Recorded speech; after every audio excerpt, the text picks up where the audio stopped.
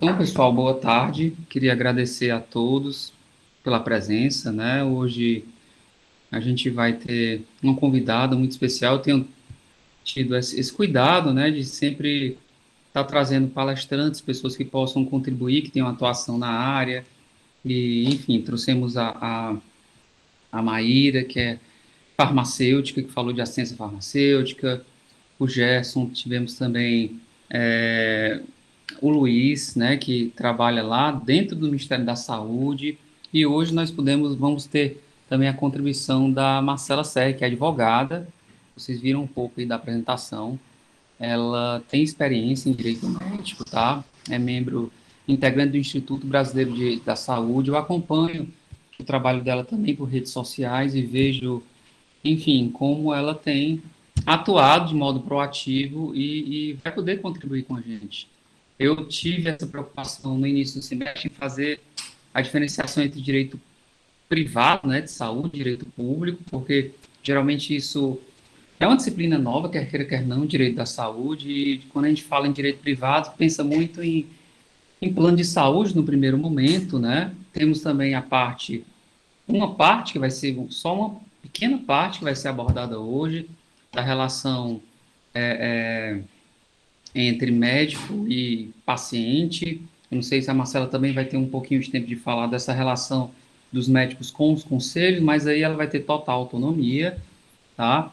E, enfim, a gente vai falar um pouco de direito privado da saúde no decorrer da disciplina, ainda temos mais pelo menos um mês de aula, e de direito público, foi o foco maior da disciplina, né, que é SUS, a formação de políticas, etc. E expliquei para vocês que sanitarismo era um termo mais restritivo, porque ele se refere muito mais ao controle e à produção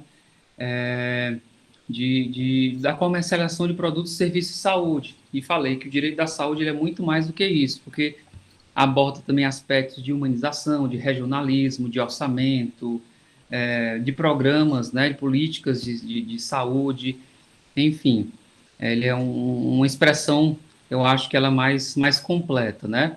E também alguns autores trabalham muito o direito médico, né? Trazem também o direito médico, que poderia estar dentro desse termo, mas abordar a questão da responsabilidade civil do médico, código de ética médica, questões de biodireito, isso também, quando você pega um livro assim, de direito médico, ele vai focar mais desses aspectos, tá? Então, e esses aspectos ele vai contemplar, logicamente, não só a profissão do médico, mas como também de diversos outros profissionais de saúde, dentista, educador físico, Uhum. nutricionista, dentre outros, né? A gente fala em medicina, saúde, pensa logo no médico, né? Às vezes é um preconceito, mas já deixei subentendido que não só a importância, mas como a igualdade desses diversos outros profissionais, tá bom? Então, assim, eu acompanhando um pouco o trabalho da Marcela, eu acho muito interessante a parte que ela faz de apresentação de conteúdo para os médicos, a questão da prevenção, dos contratos, relação com o paciente, resolução extrajudicial de alguns conflitos, pelo pouco que eu pude acompanhar, né? E também pela limitação que ela tem de apresentar conteúdo, porque também tem a questão de sigilo, tá? Mas assim, eu senti que foi por aí, tem sido por aí, é muito interessante. Então, depois eu vou pedir para ela deixar, eu não sei se é aberto o perfil, acho que o perfil profissional dela possivelmente seja aberto, né? Ela vai dizer o perfil para vocês acompanharem e ver e possam ver as publicações, tá? Então, queria mais uma vez agradecer, Marcela, você tem um tempo que lhe convier, se precisar de qualquer ajuda, eu estou por aqui, sou todo ouvidos, tá? Tá bem. Obrigado. Muitíssimo obrigada pela apresentação, Felipe. Ai, gente, fiquei nervosa agora. Então, os profissionais aí maravilhosos que já passaram por aqui. Muito obrigada por esse convite. Confesso que desde que eu saí da UFC em 2008, é a primeira vez que eu estou voltando de alguma forma, mesmo que seja virtual, indiretamente, né? Eu passei, mas para o UFC eu nunca tinha voltado. Eu estou emocionada, porque eu amo essa casa. Essa casa foi tudo para mim. E você fez um resumo maravilhoso sobre sanitarismo. Tudo começou com direito sanitário, não existia ainda direito da saúde nem direito médico. É isso mesmo. Aí vem direito médico, aí é insuficiente, tem que se falar em direito da saúde, que é mais abrangente, um está dentro do outro, mas eu vou focar então na parte que foi dada a mim, né? Já começo fazendo uma diferenciação que pouquíssima gente faz, que você já fez sem dar os nomes. Quando a gente fala em direito médico, todo mundo pensa que é a relação somente com o médico, né? Conduta somente do profissional médico, mas direito médico não é a mesma coisa que direito do médico. O direito, perdão, vou mudar. Quando eu falo em erros médicos. Porque quando a gente fala em direito médico, todo mundo liga primeiramente a questão de erros médicos. E sempre que eu falar em erro médico hoje, é erro médico. É ligado à conduta do profissional da saúde. Então, o erro médico, ele é do enfermeiro, ele é agora dos odontólogos, ele é agora até dos biomédicos, né? E outros farmacêuticos. Mas quando a gente for olhar no judiciário, essa é uma ação indenizatória, por exemplo, por erro médico. Não vai ter por erro odontológico, por exemplo. Entendeu, gente? Não vai ter por erro farmacêutico. Muito provavelmente, se estiver ligado a um erro de conduta que gerou um dano, indenização, reparação, vai ser erro médico. Diferente do erro do médico, do profissional do médico. Então, já vamos sair com essa premissa, tá? Então, vamos lá. Felipe pediu para eu falar aqui hoje com vocês sobre a responsabilidade civil e administrativa do médico. Vamos começar, acho que a maioria já tem uma noção de responsabilidade civil, né, pelos semestres de vocês, já devem ter visto em algum grau, um pouquinho menos, um pouquinho mais, mas eu gosto de pensar que o fato da gente levantar da cama, a gente já está sujeito a algum tipo de responsabilidade, né? Então, todos os nossos atos da vida civil, da hora que a gente sai de casa até a hora que a gente entra em casa, qualquer coisinha pode gerar uma responsabilidade. Nós somos eternamente responsáveis por aquilo que nós fazemos. E quando eu coloco isso, né, no perfil profissional, então, automaticamente eu penso na responsabilidade profissional. Então, aquele médico, enquanto pessoa, ele tem a responsabilidade dele, mas ele tem a responsabilidade profissional pelos atos dele no exercício da profissão. Nada mais que isso. Então, eu, como advogada, tenho minha responsabilidade profissional, o engenheiro tem, a gente vê aqui acolá na televisão, né, casos em que o engenheiro é chamado a se responsabilizar por danos que ele causou a pessoas, edifício que caiu, tal. E o médico, ele é responsável pelos atos que ele desempenha no exercício da sua profissão. Agora, por que é que a gente fala tanto em responsabilidade civil do médico e não fala tanto nas outras profissões, né? Já que todo mundo é responsável, o arquiteto, o veterinário, gente, veterinário também está incluso no erro médico, tá? Hoje em dia. Então, por quê? Né? Tudo sempre está ligado à questão monetária, financeira. A gente sabe o que é a classe médica aqui no Brasil, né? O que ela representa, o que os hospitais representam, são as maiores empresas que a gente tem, os planos de saúde são as maiores empresas daqui do nosso país, então tudo sempre tem um fundo, um pezinho ali na parte financeira. Então, o que isso gerou ao longo dos anos? A profissão médica é a profissão mais judicializada que tem. Então, eu tenho dados, por exemplo, em São Paulo, né, que é a maior metrópole e tal. Em São Paulo, de 2016 para 2019, se vocês forem olhar os dados, teve um aumento de mais de 500% no número de ações judiciais cujo objeto era erro médico. Aqui no Ceará, por exemplo, tem dados do CNJ disponíveis também. Em 2014, tinham sido ajuizadas, gente, 4 ações, cujo objeto era reparação civil por erro médico. 2014, 4. E aí, quando eu fui olhar, acho que 2018 tinha, isso por ano, né? Tinha 345. Então, eu não sei nem dizer quantas vezes isso é de aumento. Aí vocês imaginam agora depois da pandemia, que já tinha o normal, apesar de ter diminuído as cirurgias eletivas, que diminui a questão de erro médico, teve o caos na saúde. Esses números também são jogados lá para cima. Então, o número de ações judiciais versando sobre responsabilidade civil, e eu estou falando só da civil, do médico, gerou o quê? Gera o interesse pelo estudo, o interesse da doutrina em estabelecer normas enfim, entendimentos, jurisprudências vão sendo formadas, o que não acontece em outras áreas, porque não tem tanta demanda. Então, é por isso que hoje a gente vai nas livrarias, está cheio de livros sobre os erros médicos. Olha, estão falando aqui. Pronto. Obrigada. E aí, como eu disse, tudo isso, esses números absurdos, eu estou falando somente da responsabilidade civil. O que é a responsabilidade civil, gente? É quando a gente busca a reparação pecuniária. Eu vou indenizar, eu vou reparar um dano que eu causei por uma conduta minha, omissiva, comissiva, voluntariamente, tal, mas eu vou procurar a reparação pecuniária, é indenização, sendo que uma mesma conduta médica, que isso também é um diferencial dessa profissão, uma única conduta médica, ela gera 3 tipos de responsabilidade. Tem a responsabilidade civil, como eu falei agora para vocês, a responsabilidade penal, criminal, e a responsabilidade administrativa. Então, uma única conduta, um único paciente, uma única conduta pode gerar 3 tipos de reparações. E isso não é algo que acontece comum a todas as profissões, né? Então, o médico, uma única conduta errada, entre aspas, ele pode ter a obrigação de indenizar pecuniariamente o paciente, indenizar.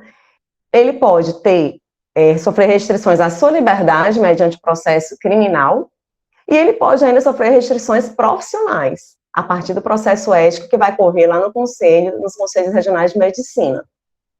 Então, realmente, assim, é um assunto muito complexo, não está pacificado, tem algumas questões relacionadas a essa responsabilidade do médico que não está pacificada.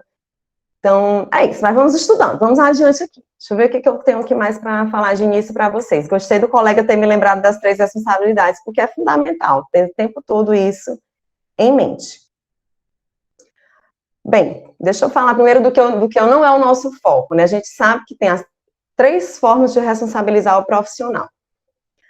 Essas 3 formas, gente, elas correm, apesar de correrem simultaneamente, muitas vezes, elas são independentes e autônomas. Então, as esferas civil, criminal, administrativa, elas não são dependentes.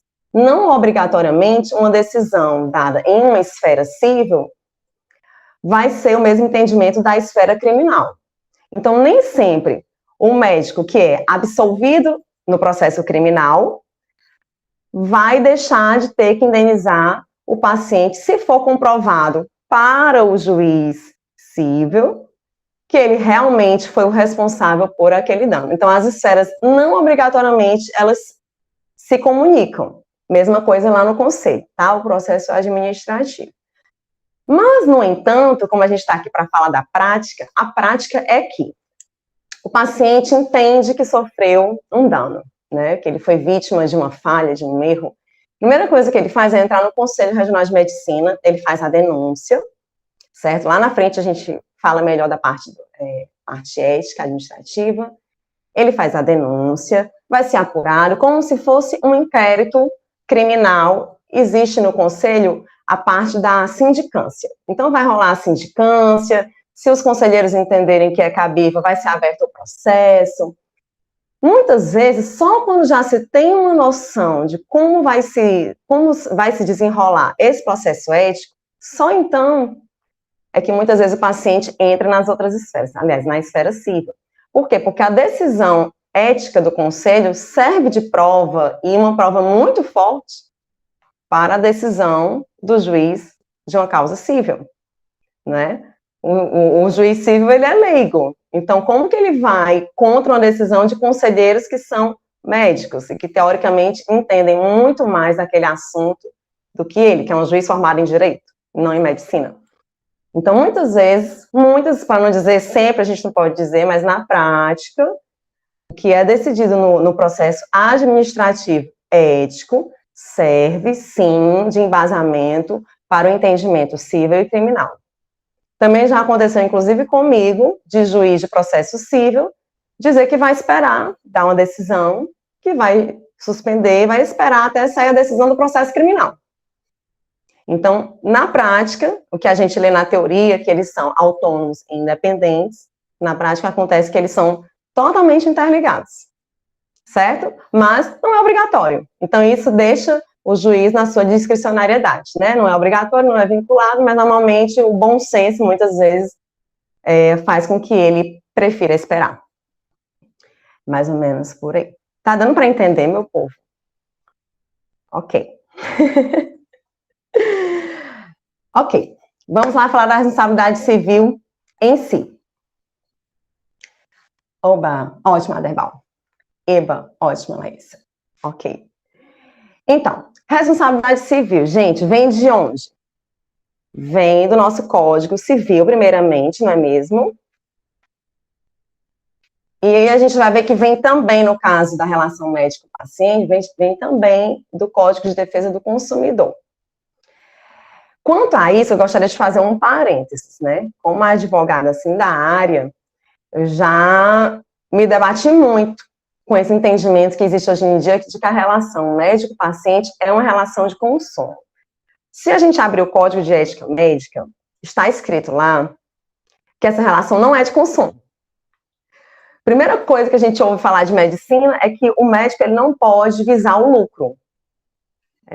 Né, muito complicado pensar nisso no Brasil, mas a norma é essa, né? O médico é para trabalhar em prol da vida, da saúde, tal. E claro, como todos nós, tem que receber pelo que está fazendo, mas ele não pode trabalhar visando estritamente o lucro, porque a relação para a ética médica, a relação médico-paciente, ela não pode ser de consumo. E aí vem o Código de Defesa do Consumidor, em 1990, e diz um monte de coisa que a doutrina, ao estudar, concluiu o quê? Que a relação médico-paciente se enquadra, sim, como relação de consumo. Então, isso é muito contraditório, mas a gente tem que dar um jeito de achar a solução, porque se há sim, eu não posso ir contra, nenhum juiz vai contra, então eu tenho que entender. E aí a gente entende o quê? Que, do ponto de vista ético, a relação médico-paciente realmente não é de consumo, tal qual está no Código de Ética Médica. Mas, do ponto de vista jurídico, da relação social, da relação de direito, ela é sim uma relação de consumo. O que isso quer dizer para a gente? Isso quer dizer que vão ser aplicadas as normas do Código de Defesa do Consumidor, que muitas vezes são prejudiciais a um lado ao outro, mas é o que é, né? O que muda, por exemplo? Antigamente, né, gente, o Código Civil, que era a primeira norma a reger a relação médico-paciente, era o Código Civil lá de 1916. Então, ele era o código, o quê? Privatista. A gente sabe que, antigamente, a ideia que se tinha de público e privado era muito diferente de hoje. O foco da nossa legislação era o quê? Eram as relações privadas, né? E a mudança do paradigma veio quando? Veio com a nossa Constituição, que trouxe a ideia do direito público se sobrepor ao direito individual privado. Então, quando veio a Constituição, ela mudou toda a ideia que se tinha em todas as relações jurídicas que a gente tinha aqui, né? Acho que isso todo mundo tem mais ou menos uma noção. E o Código do Consumidor, de Defesa do Consumidor, ele veio pouco depois, ele veio 2 anos depois da Constituição, então ele já absorveu essa nova ideia do público se sobressair ao privado, né? E o checkmate foi o Código Civil de 2002, que corrobora, assim, totalmente. Então, houve uma mudança muito, muito grande do ponto de vista das relações jurídicas, que também recai sobre a relação médico-paciente. E aí vem a frase que eu tinha comentado antes da gente dar início de verdade, do Miguel Reale, que eu nunca esqueci, mas mentira, eu esqueci, porque eu tive que escrever, porque se eu não tivesse esquecido, eu não tinha escrito. E o Miguel Reale, ele diz, olha, maravilhoso, ele diz o quê? O ato médico se resumia na relação entre uma confiança do cliente e uma consciência do médico. E ponto. Qual era a segurança que se tinha? Segurança jurídica? Zero. Né? A segurança jurídica que regia a relação médico-paciente era zero. Mas nessa época, gente, alguém pensaria em entrar na justiça contra o médico? Nunca. Não existia nessa época do Código de 1916 sequer a ideia de entrar na justiça contra médico, pedindo também a direito da saúde, pedindo tratamento. Era tudo muito distante, né? Era totalmente diferente a visão que se tinha. A judicialização é muito mais recente do que isso. E o ápice da judicialização já é agora, depois de toda essa mudança de paradigma. Com isso, o que é que eu tenho a dizer para vocês? Eu vou fazer um parênteses, porque isso eu não ia nem falar. Na prática, o que acontece? É muito difícil, como eu trabalho hoje em dia, eu trabalhar na defesa do médico. Porque é como se eu estivesse numa relação de consumo, trabalhando na defesa da grande empresa. Só que o médico, ele é uma pessoa física, ele é um ser humano, né? Ele não é um hospital. Do ponto de vista da legislação de hoje, o paciente, ele é a parte hipossuficiente. E está errado? Não está. O paciente realmente é a parte hipossuficiente da relação. Por quê? Questão financeira? Jamais. Questão de conhecimento técnico. Então, é como se na justiça do trabalho, o paciente ele fosse o operário, né? E o médico fosse a grande empresa. No direito do consumidor, o paciente, ele é o consumidor, ele é o hipossuficiente. E o médico é a grande empresa. Aí no direito médico, o paciente, ele é o hipossuficiente, ele é o paciente. E o médico, ele não é uma grande empresa, ele é uma pessoa. Então isso é muito difícil de ser trabalhado na prática. Ele é uma pessoa, era um ser humano. E os seres humanos não são empresas, né? Tanto é que vem aí uma outra questão que a gente tem que falar, que vai ser dos tipos de responsabilidades. O que acarreta eu ser uma grande empresa, como hospital, clínica, plano e laboratório, que desempenha atividade de risco, e o que é eu ser um médico, pessoa física profissional, que não desempenha atividade de risco. Deixa eu ver se eu já posso entrar nessa parte.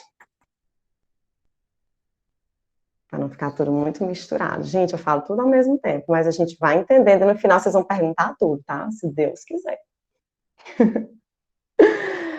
Bem, vamos falar do tipo de responsabilidade?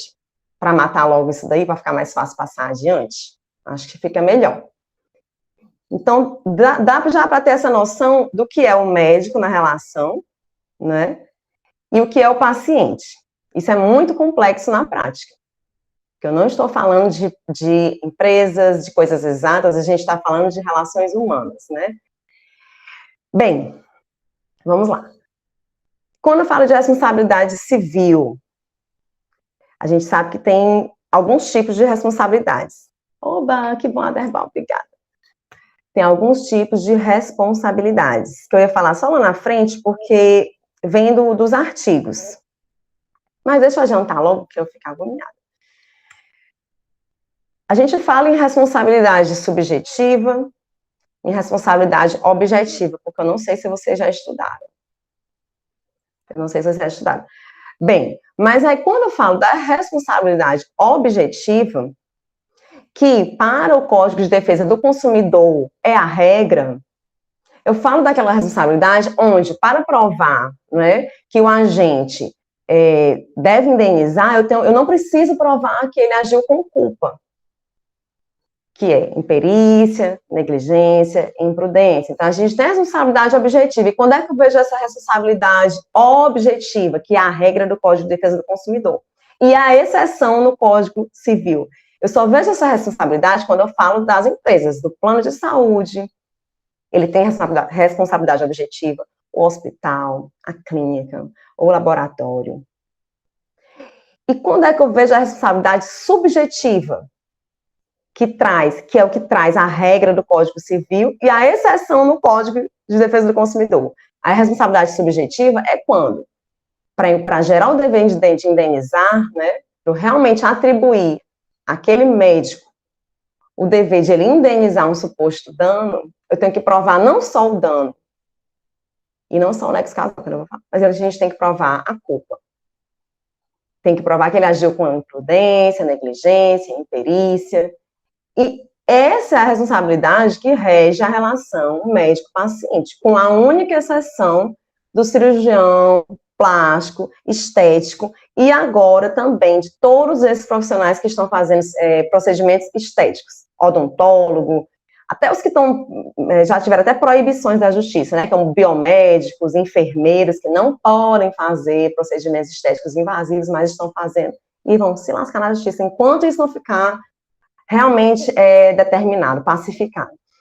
Então, todos os médicos, em regra, respondem subjetivamente. Por quê, gente? Justamente por isso, porque não é uma empresa. Eles são pessoas, antes de qualquer coisa, mas principalmente porque essas empresas, objetivamente responsabilizadas, elas atuam em atividade de risco. E o médico, retirando a exceção, que é o cirurgião plástico estético, ele não está trabalhando em situação em atividade de risco, certo? E o que é essa história do risco? Que isso demora muito para a gente entender. Na medicina comum, o paciente, ele chega ao hospital, por exemplo, numa situação de risco. Ele chega com a doença, ele chega com a lesão, ele chega lesionado, geralmente, em risco perante o médico. E o médico, ele não está levando uma atividade de risco para o paciente, é o oposto. A atividade dele, a obrigação dele é justamente retirar o paciente do risco, certo? É o oposto. E qual foi o entendimento mais moderno que colocou o cirurgião plástico estético nessa posição de responsabilidade objetiva? Foi quando se entendeu que o paciente, quando ele procura um cirurgião plástico, ele está com zero risco, ele está saudável, bem, não psicologicamente, geralmente, mas a sua saúde, ela está bem, não está em risco. E ele chega saudável perante o médico. E o médico vai realizar um procedimento invasivo, vai submeter o paciente a um procedimento invasivo e vai realmente colocar o paciente em risco. Para quê? Para alcançar um objetivo, um resultado. Então, vem daí, coisa que pouca gente explica, o porquê dessa diferenciação do cirurgião plástico estético, e agora dermatologista estética, e agora odontólogo estético. Eles estão lidando com pacientes que estão em perfeita saúde, em perfeita qualidade de vida, não estão em risco, entendeu? Então, estão levando o risco e por isso essa diferenciação. E qual é a outra particularidade de diferenciar essas responsabilidades? Isso é o mais importante que tem num processo que envolve erro médico. É a questão de ser uma responsabilidade de meios e não de resultado. O médico padrão, que é a regra, ele tem responsabilidade subjetiva, eu preciso provar que ele agiu com culpa, imprudência, inteligência e imperícia, e além do mais, eu tenho que saber que a responsabilidade dele não é de me curar, ele não tem responsabilidade nenhuma, o médico, de curar o paciente, a responsabilidade dele está no Código de Ética Médica, é de desempenhar todo o possível, utilizar de todos os meios possíveis e disponíveis na busca pela cura, né, na busca pelo tratamento. Então, ele tem a responsabilidade de meios. Isso faz toda a diferença, gente, na judicialização. Eu acho que é o X da questão. Enquanto que o cirurgião plástico estético, com exceção, né, como ele está na exceção, é visto como um profissional que tem responsabilidade de resultado, obrigação de resultado, porque ele chega prometendo ao paciente não o tratamento, não a busca na melhor saúde possível, não a busca na melhoria. Ele chega prometendo o resultado, é isso aqui, é esse nariz, é essa barriga aqui, né? É isso. Então, essa é a diferenciação entre que a gente tem que fazer sempre quando pensa em questões de erro médico, em responsabilidade civil do médico, é que ele é responsabilizado de forma subjetiva e a obrigação dele não é de resultado, é de meios. Certo? Deixa eu fazer só uma pergunta. Você pode até beber uma água. Vai, Tá Felipe. tá falando, Falo enfim, muito. continuamente. Eu falo muito. Pode beber sua água, tá? Se quiser. Eu vou beber. Bem, como você falou, nos contratos não, mas quando tem uma relação jurídica entre um médico cirurgião plástico ou um dentista que deve fazer a aplicação botox, essas questões de lábios, etc., né? Que é de fim, mas assim, pelos poucos contatos de pessoas que me procuraram para falar sobre o assunto, sempre disseram que o paciente assinava um termo de responsabilidade, etc, etc, etc. É um documento meio padrão, né? Acredito eu. Isso gera...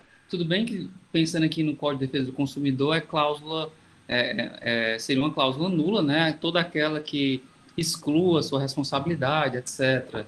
Já faz tempo que eu não leio o Código de Defesa do Consumidor. Mas será que do ponto de vista médico, isso gera alguma responsabilização? O médico está impondo uma renúncia de responsabilidade pelo fato que ele é ou não? Tu já ouvi algo nesse sentido? Pronto.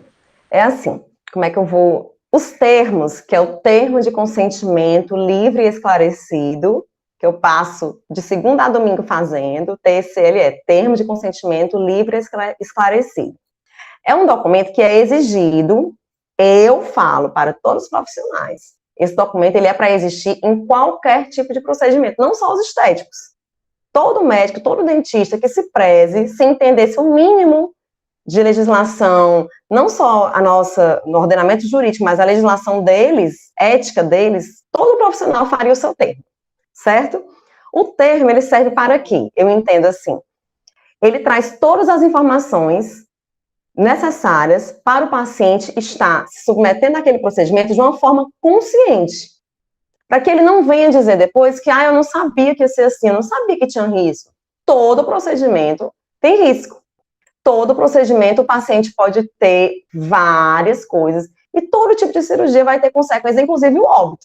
Se você for ver um termo de consentimento bem feito, o óbito está em todos os tipos de qualquer procedimento.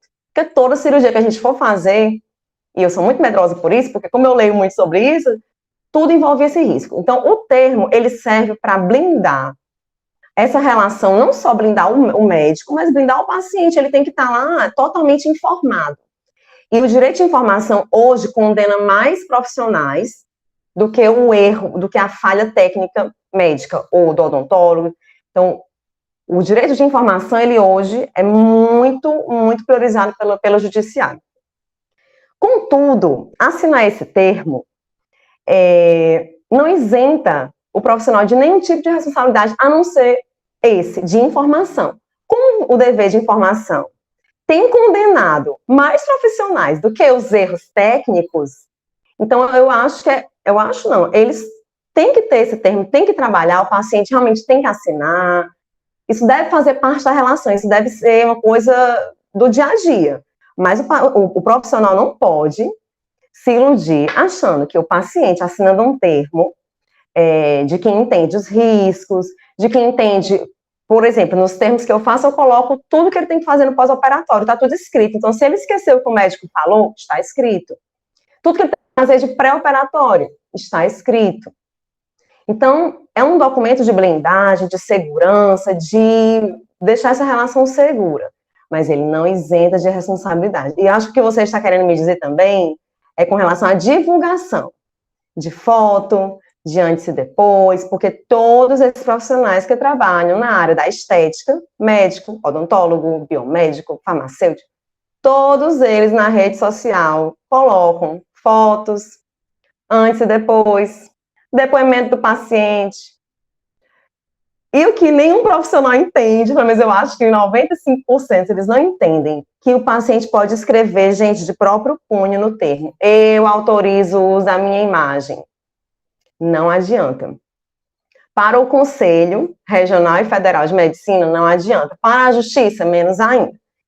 Então, o paciente pode morrer de autorizar a imagem dele. Colocou em rede social, colocou em site, seja responsabilização, seja ética, seja a parte civil. Mas eles não entendem, a gente morre de dizer, mas eles não entendem. Então é isso, assim, muitos pensam que estão se blindando com relação a essa questão da publicidade médica, mas não existe essa blindagem. E blindagem contra possível erro, de forma alguma. Agora, é claro, se for um risco inerente àquele procedimento, aí sim. Um exemplo, cirurgia plástica cicatriz. Existem as chamadas cicatrizes hipertróficas, que são aquelas que ficam bem assim altas na pele. Esse tipo de cicatriz fica feio, é desconfortável, a paciente provavelmente vai ficar muito decepcionada. Mas essa cicatriz, ela não vem da técnica do médico, ela independe da conduta médica, ela é inerente ao organismo. É uma condição biológica. E fumantes, por exemplo, ou alcoólatras, têm tendência a desenvolver mais ainda a cicatriz hipertrófica, tá, gente? Estou falando aqui já de medicina, né? Então, o que o termo ajuda? É você colocar por escrito. O paciente tem que saber que se ele for fumante, tem grande chance de ficar com cicatriz ruim. Se ele for alcoólatra, ele tem grande chance de ficar com uma cicatriz ruim. Então, isso já realmente blinda, digamos, o profissional de um futuro processo, porque tem processo só por causa de cicatriz. Então, deu para ter uma ideia do que o termo ajuda em certos casos. Mas para outros casos, ele não adianta de absolutamente nada, porque o paciente pode morrer de assinar, e se eu fizer uma coisa que o código está me dizendo, que é antiético, como a divulgação de paciente antes e depois, gente, não pode mostrar nenhuma parte, aí pensa que cobrindo o rosto do paciente está livre de qualquer responsabilidade. Não, não é. O entendimento do Conselho Federal de Medicina é que uma tatuagem pode identificar o paciente, um sinal, o cabelo. Se isso está correto ou não, aí é outra coisa. Se isso vai mudar ou não, aí é outra coisa. Mas até o momento é assim que é. Pois é, Bruna. Pois é, amiga, pois é isso. Mas a gente abre nosso Instagram, a gente não tem a noção. Né? Foto de bebê. Ai, o bebê. A mãe autorizou, o pai autorizou. Não interessa. Para os conselhos de medicina, não interessa. Certo? Antiético. Enseja a responsabilidade. É isso. Te respondi, Felipe? Respondeu sim. Aí o Aderbal fez uma pergunta, né, Ai, não se isso vi. não é um tanto intimidatório para o paciente. Olha, pode ser intimidatório, né, mas assim, é a questão, né, Mas ele assina do se cuidado, quiser. do cuidado, e também do cuidado com o ato do médico, né, dele, Gente, é enfim, é isso, melhor é ter isso. transparência, né, e que isso vire um costume para todas as pessoas que estejam no nosso cotidiano, do que a gente pensar, né? Tudo bem que cada caso é um Isso, caso, cada a caso é um gente o caso. médico tem autonomia para ver se o paciente tá até sem seu estado de saúde mental, né, apto a assinar, e pede de um parente, etc. Então tem várias maneiras de você tentar suprir isso. Pois é. Só para o Aderbal, né, que falou isso. É justamente, eu falo muito isso, Aderbal. Isso se chama informação. O problema é que quando a gente vai procurar uma coisa na internet, muitas vezes o paciente, a gente sabe, quando a gente está doente, a gente quer um dermatologista, a gente vai diretamente na internet, procura o médico pela internet, pesquisa tudo da nossa doença pela internet, olha os medicamentos pela internet, mas a gente nunca vai lá e pesquisa riscos desse tratamento, consequências negativas desse tratamento. Tem gente que faz isso, mas eu jamais faria isso, eu confesso. Entende? Porque a gente não tem o costume de pesquisar as consequências. A gente só quer o quê? A gente quer se tratar, a gente quer a cura, a gente quer se operar, a gente quer ficar bonito, sendo que tudo envolve risco, né? Na medicina, eles trabalham diariamente com o risco. Só não são eles que geram o risco ele está lá, né? Ele está lá diariamente. E a colega perguntou como trabalhar na legalidade. O código fala bem direitinho, colega, porque o pessoal teima em ignorar. Ele diz, a divulgação das fotos, né, de paciente, vídeos, podem ser utilizadas, gente, para o óbvio. Questões científicas, de pesquisa, de educação. Então, o quê? Numa aula, num ambiente restrito, num congresso. No congresso está lá, zilhões de fotos. Então, tem que ter o objetivo da divulgação, ele tem que ter um viés o quê? Educacional, científico, de aprendizado, de pesquisa. Não pode estar onde? Na publicidade. Por dois motivos. Por dois motivos. Por que a divulgação das fotos dos pacientes é tão mal vista até hoje pelos conselhos, né, federal e regionais de medicina? Porque a medicina não pode visar o lucro, e se entende que está ali fazendo uma publicidade ostensiva, inclusive nós, advogados, fomos vitimados dessa história da ostentação, né? Esse ano a gente não pode fazer publicidade ostensiva, de ostentar, né? Porque também é uma profissão que lida de forma diferenciada com o lucro, o advogado, tal qual o médico, e outros também, psicólogos e tal. Então, por atrelar essa divulgação dessas imagens a busca desenfreada pelo lucro, pela visibilidade nas redes, é um combo, né? Mas tem também a outra parte, que vem a questão do sigilo, porque viola o sigilo do paciente. E o sigilo do paciente, que pertence ao paciente, ele não pode abrir mão, a não ser nas questões que a lei prevê, não é? Por exemplo, de notificação de doenças contagiosas ao Ministério da Saúde, são casos específicos. Então, naquele momento ali de divulgação nas redes sociais, não tem nenhum viés educacional. Já teve, esse ano, eu vi em processo, o médico alegou que estava ali para educar.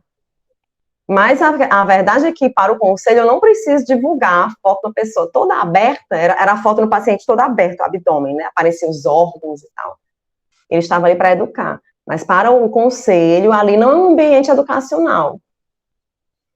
Entendeu? O ambiente educacional é a sala, é o congresso, enfim.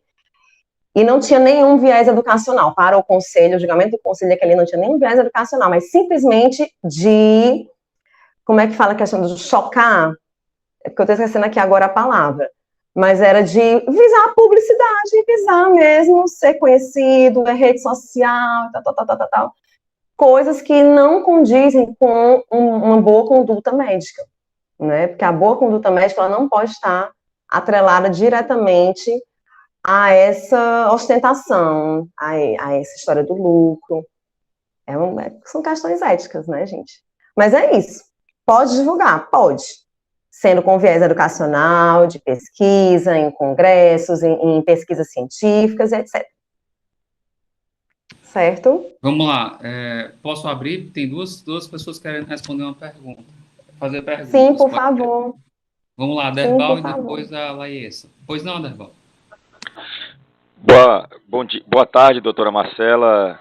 Boa tarde, Derbal. Parabéns aí pela sua apresentação, que já está sendo bem esclarecedora, Obrigada. didática. Obrigada, que bom. Nos causa um pouco de preocupação esse termo de consentimento livre e esclarecido, principalmente nos casos em que você tem pacientes que já estão num estado de extrema fragilidade de saúde. Será que nesses casos em que há o acostamento de qualquer prévio consentimento formal da parte desse paciente, isso pode ser considerado como algo válido? Nosso entendimento é de que, numa condição como essa, a pessoa já faz o acostamento num ato desesperado de suprir toda e qualquer eventual chance que ele possa ter para buscar uma saída na preservação da vida dele. Por isso que eu estou com essa dificuldade. Queria que a doutora se pudesse explicar. Você está me contando uma história de urgência e emergência, é isso? De um tratamento já de final de doença crônica? Seria isso? Eu vejo muito esses termos sendo apresentados não num caráter, digamos assim, informativo ou educativo, mas principalmente numa situação em que já se enxerga uma grande possibilidade de eventual insucesso da intervenção médica, e aí se apresenta o termo como uma forma de se eximir de toda e qualquer possibilidade de acusação futura, quando na verdade... Não vai se eximir. Não vai se eximir, né? Exatamente. Não vai.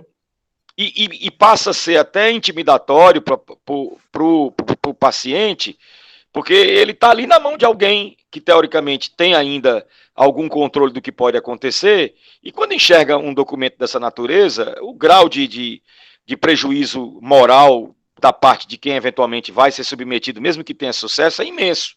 Eu vejo dessa forma, mas eu queria que a doutora, se pudesse explorar um pouco mais esses casos finais, digamos assim. Pois é. Muito bem, obrigada. Porque quando eu falo do termo, a gente parte da premissa de um tratamento médico. Calma, deixa eu ser mais específica. As grandes questões de erro médico na justiça, né, a gente sabe de onde vem. Vem da ginecologia obstetrícia, número 1. Cirurgia plástica, número 2. Ortopedia, número 3. Essas 3 áreas da medicina, gente, são responsáveis por mais da metade de toda a judicialização da medicina no país, certo? Nessas 3 áreas, esses termos, eles funcionam principalmente na cirurgia plástica.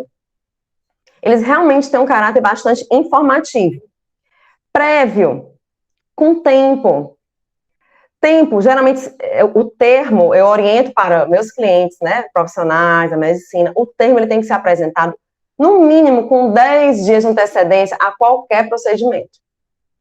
Certo? Porque o paciente ele leva o termo para casa, ele tem que ler. Se ele tiver em situação de algum problema psicológico, por exemplo, como acontece muito na parte da cirurgia plástica, um exemplo, o ideal é que ele leia em companhia de outra pessoa, para que ele chegue ao seu procedimento, geralmente eletivo, totalmente consciente do que está fazendo, dos riscos, das suas responsabilidades, entendeu? Das suas responsabilidades enquanto paciente, porque o paciente ele tem responsabilidades tanto quanto o médico, que eu posso até falar já já. Então, o termo termo de consentimento livre e esclarecido, o ideal, essa é a figura ideal, certo? É um procedimento eletivo, com tempo, para que ali sejam esclarecidas todas as dúvidas e para que ele chegue, é de consentimento, para que ele chegue consciente, livre, né, sem nenhuma pressão e esclarecido. Pronto, o ideal é esse. Na vida real, que a gente sabe que tem médico mesmo utilizando termo de 1 ou 2 folhas, que não foi feito por uma pessoa que entende, eles pegam na internet. E totalmente gerais, generalizados, os termos, não tem os termos específicos. O nome do paciente não está nem escrito previamente, é escrito ali na hora. E eles colocam para o paciente assinar faltando poucas horas, às vezes, para entrar na cirurgia. Ou ainda, quando o paciente já nem pode mais assinar, porque já está sedado, já está entubado, como aconteceu agora na época do Covid, eles colocam para o responsável assinar. E aí eu, como a irmã de alguém que está numa situação dessa, o médico me diz que tem que fazer o procedimento e tem que assinar. Eu vou deixar de assinar? Não. Não vou. Então, essa é a forma errada que as pessoas, que os profissionais utilizam nos termos, com a ilusão de que se acontecer, vamos falar bem claramente, se acontecer uma merda, eles vão estar protegidos e blindados. Mas isso é só uma ilusão, viu, Adelval? Porque quando chega no Conselho de Medicina, te digo logo, esse tipo de termo, e nada é a mesma coisa. Na justiça, como eu disse, esse tipo de termo e nada é a mesma coisa, porque geralmente são termos genéricos, não são específicos, não falam dos riscos, de todos os riscos, não falam de todas as medidas preventivas que o paciente tem que adotar, porque nem teve tempo de adotar. Ele já estava lá deitado, internado, entubado. Então, a verdade é essa, é uma ilusão. Serve para quê? Serve para o médico, talvez, ficar mais seguro, né, e entrar naquela sala de cirurgia ali mais segura, serve para o paciente ou para o seu parente também ficar mais sossegado, mais seguro, vai dar tudo certo, se nada de ruim acontecer na cirurgia, vai dar tudo certo, eu digo muito isso, entendeu? Deu para entender? Agora, se acontecer realmente um problema e ele for judicializado, ou se ele for parar no Conselho Regional de Medicina, esse terminado eu te garanto, vai ser a mesma coisa, tá bom? Tinha mais alguém que queria perguntar? E agora eu não sei quem era. Laísa. Oi, era eu. Dá para me ouvir direitinho? Laísa. Dá. Pronto. Eu ainda tô, assim, em choque que não pode divulgar as fotos, porque realmente é o que acontece demais. E também se aplica 100%. a dentistas, né? Porque, assim, de uns tempos para cá, foi um boom, né? De aquelas facetas de resina, essas coisas. Mas eu te digo só uma coisa, o código de ética da odontologia não é igual ao da medicina. Então, não é tão amarrado. Quando a medicina, gente, ele é muito explícito, não tem o que interpretar. O código de ética médica, você não tem, tá lá. Já o código da odontologia, tal qual o da nutrição. O da nutrição não tem previsão nenhuma. Aliás, não tem previsão não tem nenhuma proibição. Entende? Tem entendimentos mais jurisprudenciais e tal. Já o da odontologia, depende, o que eu posso dizer é que ele é bem do direito, ele depende. Então, os profissionais da odonto não estão tão contra a legislação ética deles quanto os médicos. Os médicos estão 100% contra a legislação deles, assim, não tem o que dizer, entendeu? Entendi, obrigada. Mas o que eu queria realmente comentar era que nas redes sociais a gente vê muito, por exemplo, influencers fazendo parcerias com médicos de cirurgia plástica e elas divulgam, né, a permuta. Isso está regulado, também se enquadra como divulgação ou seria um meio para fugir um Não. pouco da legislação, da proibição, na verdade? Então, eu já tive essa mesma dúvida tua, Laessa. Fui atrás na época, coloquei até um post lá no meu Instagram, tá perdido por lá. Mas não tem proibição. Então, no direito civil da gente, como é que funciona? O que não é proibido é permitido. Entendeu? Não tem nenhuma proibição. O que não pode são as mesmas coisas que não poderia com qualquer outro tipo de relação médico-paciente. Não poderia ter a divulgação pelo médico, do procedimento realizado naquela influencer. Jamais poderia ter uma foto no Instagram dele daquela influencer lá toda depois de passar por procedimento. Não pode, mas não poderia com qualquer outra pessoa. Mas a relação, a troca de publicidade em troca de procedimento não é proibido. Eu também sempre achei isso muito estranho, fui atrás na época, né, o fato de eu não pagar em dinheiro, mas sim pagar com exposição, com stories da vida, né, e tal, mas não é proibido, entendeu? Então, pode ser feito, né, contanto que não viole as outras normas éticas. O médico não pode divulgar. Agora, é proibido que a paciente divulgue e fale o nome do médico? Não. Entendeu? Show? Que bom. Outra coisa, mostrando como essa questão aí, essa questão da regulação médica, ela trouxe uma mudança de mercado, né? Porque antigamente, eu lembro que quem aplicava Botox era, salvo engano, dermatologista, né? E, assim, em razão dessa limitação, eles perderam completamente o mercado para os dentistas. Hoje são os dentistas que, Pronto. ou seja, isso tem um impacto, mas aí cabe aos médicos pressionar Isso. politicamente, é uma questão política. Por isso que eu falei, a norma ética é essa. Tá certo ou não tá? É outra coisa. Vai mudar? Eu não falei? Vai mudar? É outra coisa. Porque o que os médicos alegam é justamente isso. É a concorrência desleal. Porque antes só eles faziam certos procedimentos. Mas agora o médico faz, o odontólogo faz, o farmacêutico está fazendo. Gente, tem decisão proibindo o biomédico de fazer, mas eles continuam fazendo e continuam divulgando. Então, todos estão fazendo e divulgando. Aí eu sou médico dermatologista, eu sou médico cirurgião plástico, eu não posso fazer e divulgar. Então, esse é um argumento dos médicos de hoje em dia, que é uma realidade o quê? Que não existia. Então, a gente sabe que o direito muda de acordo com a mudança da sociedade. A sociedade era um, o direito era um, mas agora a sociedade já é outra. E as normas éticas da medicina muitas vezes não acompanham. Então, essa é uma reclamação real da classe médica com relação à parte da publicidade, porque não está acompanhando o desenrolar da sociedade, porque a rede social é uma realidade. Agora, o metaverso, né? Tem o Marvel Verso e tem o metaverso. O metaverso, que é o Instagram, Facebook, WhatsApp, a gente viu que é uma realidade. As consultas médicas estão sendo realizadas pela internet.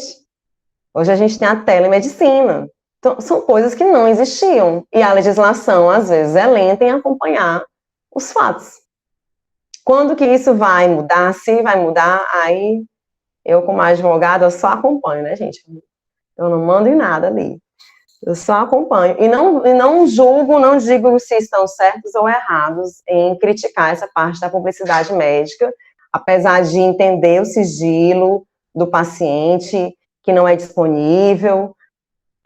Mas, enfim, né? Enfim. E aí, mais alguma coisa? A gente continua aqui. Tem mais coisa para falar ainda. Eu falo muito. Pode continuar. Excelente. Eu gosto de falar. Vamos ver mais aqui, gente, meu povo. Eu anotei tanta coisa. Só que tem coisa que eu acho que nem é tão importante assim para a prática, sabe? Ai, meu Deus do céu. Por exemplo, é besteira, não vou falar isso não. Responsabilidade contratual, extracontratual. Porque uma vez me perguntaram se a responsabilidade civil do médico era a mesma coisa que quebra de contrato, que era quando ele quebrava o contrato. Aí eu não, porque primeiro que médico é um ser humano que detesta contrato, né? Eu estou lidando contra isso há alguns anos para que os médicos trabalhem com contratos. Por quê? Porque para o judiciário, para o nosso ordenamento jurídico, eles hoje são prestadores de serviço. E o paciente é o quê? É um consumidor, usuário do serviço. Como é que eu tenho um consumidor e um prestador de serviço que não trabalha com contrato? Nunca, né? Então, pouquíssimos médicos trabalham já com contrato, tem orientação jurídica de advogado e tudo mais. Então, alguns médicos na relação privada, né, médicos da rede privada, trabalham com contratos. E aí, se tiver a quebra de algum termo do contrato, paciente que não paga, o médico que se comprometeu a tantas consultas de retorno e não ofereceu, e aí vai ter uma responsabilidade, a quebra vai gerar uma responsabilidade contratual.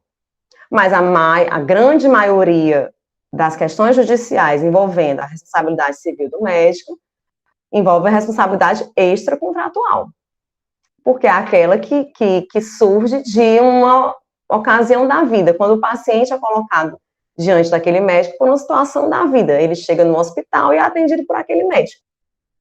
Ele chega nessas policlínicas e tal e é atendido por aquele médico. E ali se formou a relação, que não foi voluntária, e não foi colocada em termos, né, mas que pode ser quebrada, pode ser descumprida, pode ser violada, porque, como eu disse, todo médico tem responsabilidades e todo paciente tem responsabilidades, independentemente disso estar escrito em contrato ou não, né. E aí me pergunto, né, e qual é a responsabilidade, né, do médico e do paciente? O paciente, ele tem, aliás, todos têm direitos, todos têm deveres, não é isso? Mas o paciente, ele tem o dever, principalmente dois, ele tem o dever de levar ao profissional todo o histórico dele, ele tem o dever de informar tratamentos que ele já fez ou faz, medicamentos que ele tomou ou toma, ele tem o dever de dizer os sintomas, a doença, o que ele está sentindo, a doença não, né? Os sintomas, o que ele está sentindo, ele tem o dever de informar ao médico. Ele pode se responsabilizar por aquilo que ele omite, e isso acontece muito, aconteceu semana passada, com o médico, o paciente omitiu que tomava medicação. Na hora que foi dar anestesia, o anestesista perguntou por uma luz divina na sala de cirurgia. E o paciente tomava remédio tal que, se o anestesista tivesse aplicado a anestesia, ia dar um choque. E talvez não tivesse tempo sequer de chegar a um hospital com UTI, porque eles estavam numa clínica. Então, o paciente tem dever de informar ao médico e se responsabiliza pelo que ele omite. Tem. Quando eu falo contrato, gente, é verbal, tácito ou escrito. Mas entenda, quando eu chego no hospital para ser atendido, muitas vezes eu não tenho nenhuma conversa. Eu não chego no pronto-socorro, na emergência, urgência, emergência, não existe conversa alguma, não tem. É diferente de eu chegar no consultório e formar uma relação médico-paciente no consultório, mesmo que seja um consultório de um posto de saúde, que é SUS, que não é particular, certo? E eu chego para o meu médico e eu construo uma relação com ele. Conversa-se, discute-se. Particular, eu quero dizer para o doutor que eu não posso pagar agora, então eu quero pagar parcelado, e o doutor vai lá e diz, ok, me pague em 3 vezes. Isso é só de boca, mas isso é um contrato verbal. Concordam? É diferente de eu chegar na urgência e emergência de um hospital para me operar. Às vezes eu não sei nem a cara do cirurgião, porque o médico que me recebe não é o mesmo que me opera. E o do pós-operatório já é outro plantão, já é outro médico, porque o plantão dele já foi embora. Então, nesse tipo de relacionamento que eu falo da vida, né, para resumir, nesse tipo de relação, eu não formei nenhum tipo de contrato sequer verbal. Não construí nenhum tipo de relação com aqueles médicos. Entende? Então, essa relação ela é extracontratual. Porque nenhum contrato tácito foi formalizado ali. Tá bom? E mesmo nesse tipo de relação, que às vezes eu sou submetida a 3 médicos diferentes, né? Além dos enfermeiros, tudo isso a gente tem deveres, direitos e deveres. E como eu estava dizendo, o paciente tem seus deveres e responde pelas suas omissões. Outro dever do paciente, de cumprir todas as prescrições médicas. As orientações, não só medicação, mas as orientações. Se eu digo que ele não pode caminhar por 3 dias, ele vai lá e caminha antes, ele está descumprindo um dever que era dele, e ele responde por isso. Como é que ele responde? Quando ele entrar com o processo, para acusar o médico de uma falha qualquer, e quando o médico disser que ele descumpriu a parte dele, isso pode gerar, inclusive, um excludente de ilicitude. Eu não sei se vocês já estudaram, né? Que é a culpa exclusiva da vítima, certo? Bem, e o médico também tem os seus deveres. O primeiro dever, tal qual, é o de informar. Hoje, o dever de informação e a não prestação, né, do serviço, o dever de informar, tem condenado mais profissionais do que as falhas técnicas em si.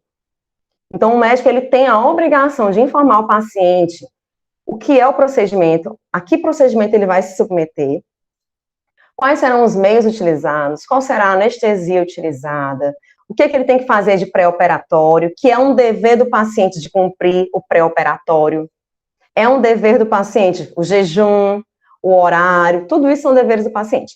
Então, o médico tem o dever de informar tudo, pós-operatório, o que tem que fazer, risco mínimo e risco máximo.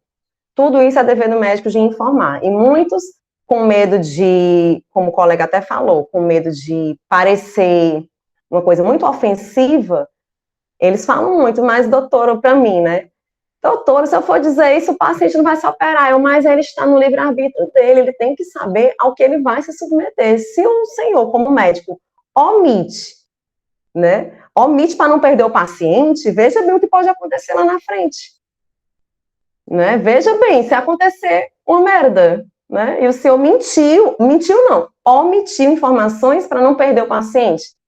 Enfim, então ele tem o dever de informar e tem o dever de quê? De se utilizar de todos os meios e técnicas disponíveis em prol da busca da melhoria da saúde do paciente, em prol da busca da cura, como a gente tinha falado, né? Nunca ele tem o dever da cura, certo? Ele pode ter o dever de resultado nas cirurgias plásticas estéticas, nos procedimentos estéticos, mas o dever do médico é esse, é de se utilizar de todos os meios disponíveis e ao seu alcance em prol da busca da melhoria da saúde do paciente. Certo? Que mais, gente? Que mais? A gente podia falar da parte da legislação em si, né? Da legislação em si. Primeiramente, lembrar o quê? Da responsabilidade civil. Eu gosto muito de lembrar disso, a questão do nexo de causalidade. Vamos lá. O que a gente precisa, né, para responsabilizar alguém? A gente tem que ter um ato ou fato jurídico, uma conduta omissiva ou comissiva.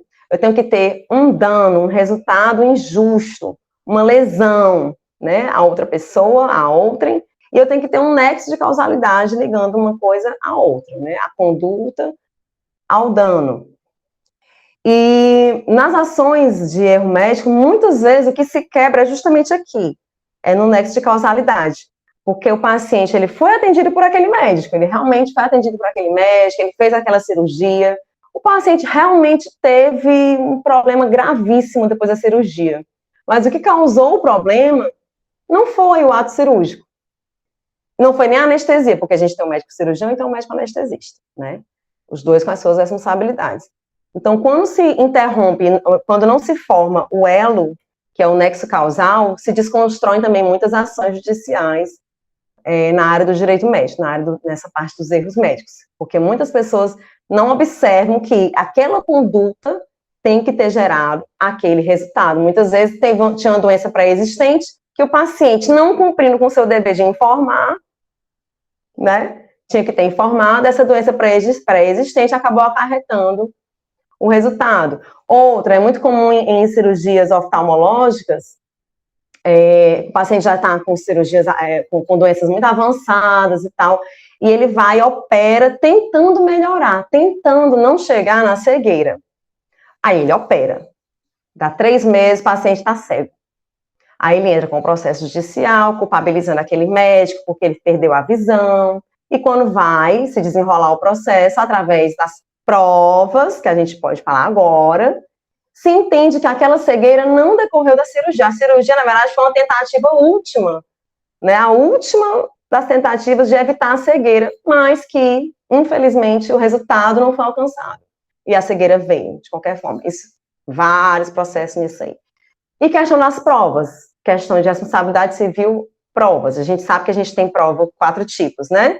Depoimento pessoal das partes, testemunhal, documento palpável e documental perícia, né? Pericial. Qual é a prova mais importante numa causa de responsabilidade civil de erro médico?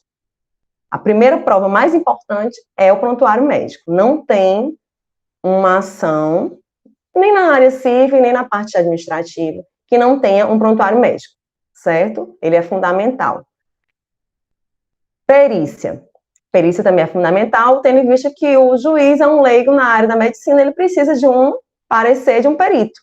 E essa é uma das coisas que pega muito advogado no começo de carreira, porque a gente quer porque quer entrar com as ações no juizado especial, porque ele é célere, ele é rápido, fácil, resumido, sendo que o juizado não trabalha com causas de maior complexidade, não trabalha com perícia. Aí lá vai, né? Não, aqui a gente não faz perícia. E toda questão envolvendo erro médico pode ser uma unha, pode ser um arranhão, mas tem que ter. Tem que ter, não. As partes têm o direito de pedir perícia, e isso não cabe no juizado especial, né? Bom a gente lembrar sempre, não custa nada lembrar, né?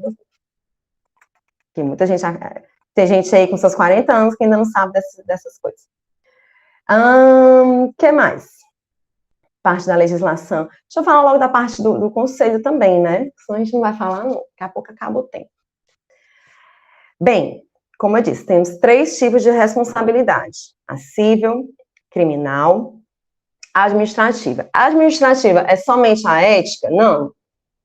Porque se esse médico, ele for, por exemplo, da área da saúde pública, né, ele é um médico concursado, muitas vezes, como tem lá no IJF, por exemplo. Então, se ele for um médico concursado, uma conduta errada dele pode gerar responsabilidade na área civil de indenização, na área criminal, porque pode... Muita gente não entende, né? Como criminal? Gente, lesão corporal, homicídio, omissão de socorro, essas coisas todas. E na parte administrativa, ele pode ser processado não só no Conselho Regional de Medicina, mas ele também vai sofrer um processo administrativo disciplinar enquanto servidor público, federal, estadual, municipal, né? Então, ele pode sofrer restrições profissionais. Ai, amigo, depois alguém lê para mim. Eu consigo ler rápido. Então, a gente sabe que a responsabilidade administrativa não é somente a ética, tá, meu povo, de conselho. Ele também pode ser processado na questão mesmo do serviço público, podendo ser, inclusive, exonerado do serviço público. Certo? Podia ver logo a pergunta do Aderbal, ou vejo depois, Marcela, não consegui ler. é direito do consumidor. O que a doutora acha de médicos que vinculam pós-operatório à prestação de serviço de outros profissionais de sua estrita confiança, como, por exemplo, um fisioterapeuta específico. Isso não seria uma venda casada, né? Sim, não pode vincular. O médico, ele pode e deve indicar profissionais de sua confiança. Claro, porque ele já conhece o trabalho, ele já sabe que são profissionais gabaritados, qualificados, então ele deve indicar 2, 3, para que o paciente escolha. O médico que dá o nome só de um, eu conheço um dermatologista aqui que todo medicamento que ele passar na vida dele é da mesma farmácia, porque a farmácia é do irmão dele. Então isso, gente, é óbvio, não pode, de jeito nenhum. Isso no conselho de medicina cai na hora. E tem muito processo com relação a isso. Sabe por quê? Porque quem processa médico, gente, não é só o paciente. Os colegas médicos também se processam. Essa parte de publicidade, quem mais processa são colegas, que denunciam os próprios colegas, né? É a concorrência. Então, essa questão da venda casada tem denúncia no Conselho de Medicina. Por quê? Porque não pode. Mas quem denuncia é o paciente. Não, o paciente, no máximo, ou vai lá e segue o que o médico falou, vai na farmácia, vai no profissional que ele falou, ou simplesmente não vai e vai em outro. não vai perder tempo processando e no conselho de medicina por isso, mas o colega dele, concorrente dele, vai e denuncia, e não pode, tá? Não pode, de forma alguma, é antiético, tá no Código de Ética Médica também, certo? Deixa eu falar aqui só uma Então, curiosidade para vocês. Vai, Quando fala, é uma coisa de descanso, bebo água. Tá, isso já faz muitos anos, uns 15 anos, 20 anos, já faz muito tempo. Eu tinha um professor, Antônio Carlos, de tempo, e ele uma vez foi ao fórum, né, cobrar um processo, e esse processo estava demorando, aquelas cobranças bem incisivas e tal, e um analista, etc., não lembro qual era o cargo, falou que ele deveria tomar um Lexotan, né? E ele abriu um procedimento, fez o BO, abriu um procedimento no Conselho Regional de Medicina e também na delegacia, como se ela fosse um profissional de saúde receitando medicamentos sem ser um profissional de saúde, entendeu? Então, assim, do ponto de vista do Conselho Regional, eu acho que eles não têm competência porque ele não era um profissional médico, mas, assim, do ponto de vista da delegacia, eles que ia até o fim, né? Só para ver até que ponto as pessoas vão. Enfim, só mas ele era uma curiosidade. advogado. Ele era advogado. Ele era advogado. É por isso. Pois é. É o único ser humano que vai atrás de tudo que puder. Gente, eu sou a única advogada que eu conheço, só tem eu, que eu odeio o processo. Então, pronto. Tanto é que hoje, como eu estava dizendo, a minha busca é pelo não processo, é a conciliação, é o compliance, várias coisas. Mas a maioria dos advogados esperou mais de 15 minutos numa fila, já estão anotando ali o CNPJ da empresa para entrar no juizado, porque ficou na fila mais tempo. Eu adoraria, mas eu não tenho tempo para fazer isso. Mas tem muito colega que vai atrás e vai a fundo. Mas nesse caso aí, realmente, o conselho não ia poder fazer nada mesmo, não. Só a delegacia devia ter denunciado para a ouvidoria de lá, né?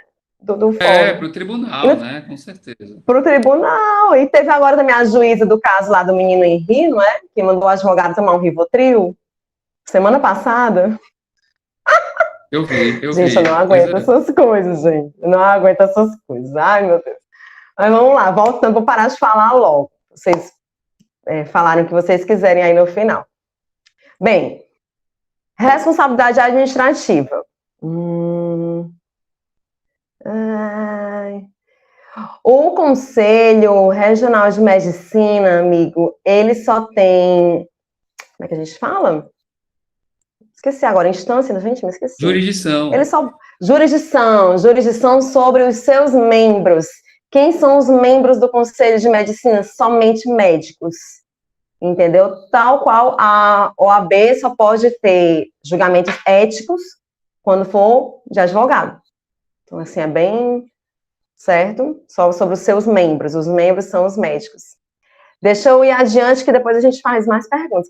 Vocês vão fazer perguntas ainda sobre o que a gente tem que falar. A gente tem que falar do processo administrativo, né? Então, como eu disse, tem a parte de servidor, tem outra parte que a gente já não vê tanto, mas tem também da vigilância sanitária, da Anvisa, quando ela vai lá e fecha estabelecimentos por exercício ilegal de profissão, por exemplo. Então, tem esses outros processos administrativos também, certo? Que correm em separado. E a gente tem o processo administrativo ético profissional, que é o que corre nos conselhos regionais de medicina, cuja instância superior, de certa forma, é o Conselho Federal de Medicina, para onde vão os recursos. Então, pode entrar com uma denúncia no Conselho Regional de Medicina. O paciente pode entrar uma clínica CNPJ pode fazer denúncia no Conselho de Medicina. Que mais? Parentes de paciente já faleceu. A mãe, o pai, o filho podem fazer essa denúncia. E aí, como eu tinha falado, é tal qual, gente, um inquérito policial é uma parte investigativa, onde o contraditório ele não é obrigatório, certo? Nem sempre os médicos são ouvidos verbalmente em depoimento nessa fase inicial, mas às vezes só depois. E essa fase inicial, tal qual o inquérito, a gente chama de sindicância. É a sindicância médica. Nessa sindicância, o conselheiro sindicante é escolhido por sorteio, tal. Ele vai verificar se aquela denúncia tem procedência, tem razão de existir. Muitas vezes, uma defesa escrita inicial, feita pelos médicos, geralmente é mais de um até, uma defesa bem feita nessa fase de sindicância, onde ele explica o que foi o ato médico, onde ele leva o prontuário médico completo logo para o conselho, onde ele apresenta seus artigos científicos, muitas vezes, artigo científico que traz essa questão que acho que o Felipe estava falando lá no começo, do risco inerente àquele procedimento. Né? A gente sabe que o procedimento tem, às vezes, 0,4% de risco de acontecer isso. Tem 2% de risco de acontecer isso. Uma ligação de trompas. Tem tanto por cento de chance de a mulher engravidar, não tem? Depois, 0, alguma coisa por cento. Se a mulher engravidar, é erro médico? Não, porque tem previsto em todo o aparato científico o percentual de falha. Porque todo procedimento tem um percentual de falha. Então, se o médico já apresenta essa defesa consubstanciada já na fase de sindicância, tem grande chance de o conselheiro sindicante se quer levar isso adiante e não abrir o PEP, que é o processo ético profissional. A sindicância pode ser arquivada ali mesmo, questão de meses, certo? Mas se, apesar de defesa, apesar do médico apresentar o que ele tiver que apresentar, muitas vezes por ele não apresentar nenhuma defesa, por ele apresentar uma defesa totalmente pobre, porque o médico não acredita que errou, ele nunca acredita, não é nem que errou, ele não acredita que ele é passível de errar. Então, ele não quer nem perder tempo, muitas vezes, apresentando uma boa defesa no Conselho de Medicina, na sindicância. E, com isso, o conselheiro sindicante vai lá e faz o quê? Não estou convencido, vou abrir o PEP. E aí, o PEP é como se fosse o processo judicial, lá dentro. Vai ter o contraditório, produção de todos os tipos de prova documental, testemunhal, depoimento das partes. Vai levar anos, né? Então, o processo ético profissional, a única diferença é porque não é um juiz. São conselheiros. Os conselheiros são o quê? Eles são médicos. É como se, no processo, todo juiz, enfim, todas as pessoas, autores das ações promovidas, aliás, fossem os advogados e todos os juízes médicos, todos somos do mesmo meio. No conselho, quem julga é do mesmo meio de quem está sendo julgado, né? E isso é muito complexo, apesar deles terem o juramento deles e tudo. Bem, e aí num processo ético profissional, vai ser julgado por um corpo de conselheiros, tem o conselheiro principal, o relator, mas é um colegiado de conselheiros, certo, gente? E depois de analisar todas as provas técnicas, prontuário médico, depoimento de parte, de testemunha, tudo que você imaginar, leva alguns anos, eles vão tomar a decisão deles. E o que eu preciso que eu coloquei até aqui? As penalidades, muita gente não sabe, mas as penalidades que quase nenhum médico conhece, por quê? Porque não está no Código de Ética Médica e tampouco no Código de Processo Ético Profissional. Essas penalidades, elas estão numa lei lá do fim do mundo, dos anos 50, acho que é a Lei de Cargos e Carreiras. Eu anotei, porque eu não sei números, tá, gente? Lei 3.268 de 57. Eu acho que é a Lei de Planos de Cargos e Carreiras. E nessa lei, no artigo 22, é que traz as penalidades, que os médicos não conhecem. Então, são 5 penalidades. As 2 primeiras, elas não são publicizadas, elas são privadas, só quem fica sabendo é o médico e o prontuário. Então, a primeira penalidade que é prevista nessa lei, certo, é a advertência confidencial em aviso reservado. Então, a advertência confidencial em aviso reservado. E nada é a mesma coisa. Tem a censura confidencial em aviso reservado. Censura confidencial em aviso reservado. Nada é a mesma coisa. Mas nós temos outras 3 penalidades que já pegam um pouco mais pesado, que é a censura pública em publicação oficial. O que é publicação oficial? É diário oficial, né? Em grandes mídias, jornais. censura pública, suspensão do exercício profissional por até 30 dias e a cassação do exercício profissional. Essa cassação, gente, ela só se dá pelo Conselho Federal de Medicina, tá? Não há como a cassação ser por uma decisão apenas do Conselho Regional. Sempre que o Conselho Regional entende pela cassação, como eu já vi acontecer no meu primeiro processo, quase que eu morri, o único caso de cassação que eu vi aqui em Fortaleza, aí, como foi cassação, a decisão vai imediatamente para o Conselho Federal de Medicina, porque tem que ser validado, né, dada a seriedade que o caso exige. Então, essas penas, elas são comunicadas ao médico, elas são colocadas no prontuário médico, naquele prontuário que gerou, né, a denúncia, é colocado ali com o nome do médico, CRM, decisão, tudo. Para constranger ao menos um pouco, né, os povos. E as públicas, elas ficam no Diário Oficial da União, e a sociedade também, como eu disse, é comunicada, colocado o nome dele, CRM, o motivo pelo qual, artigo, né, em que ele se enquadrou, e é divulgado em jornais de grande circulação. Alguém já viu um negócio desse na vida, alguma vez, uma notícia de médico tal que foi penalizado por 30 dias, cassação? Eu nunca vi, não, até hoje. Estou para ver. Não, eu só vi aqueles processos lá que tem um assédio, né? Aquelas coisas que leva, que a repercussão penal que traz um efeito, né? Mas assim, do ponto de vista Pronto, administrativo. penal, processo criminal. Porque se não fosse o processo ético, muitas vezes me perguntam, né? Eu estou sendo processado só no Conselho de Medicina, tem nada, não dá em nada. Mas o processo, como eu falei lá no começo, ele corre no Conselho de Medicina, mas ele serve basicamente para fundamentar os outros. Porque as penalidades do Conselho de Medicina, em nada, na vida de um médico, gente, em nada, a não ser que ele seja cassado, né? Cassado, aqui, eu só conheço esse primeiro caso, que era o dono de uma clínica de aborto. Não posso falar nomes, óbvio. Né? Mas já está cassado há muito tempo, já foi publicizado na grande mídia e tudo. E só.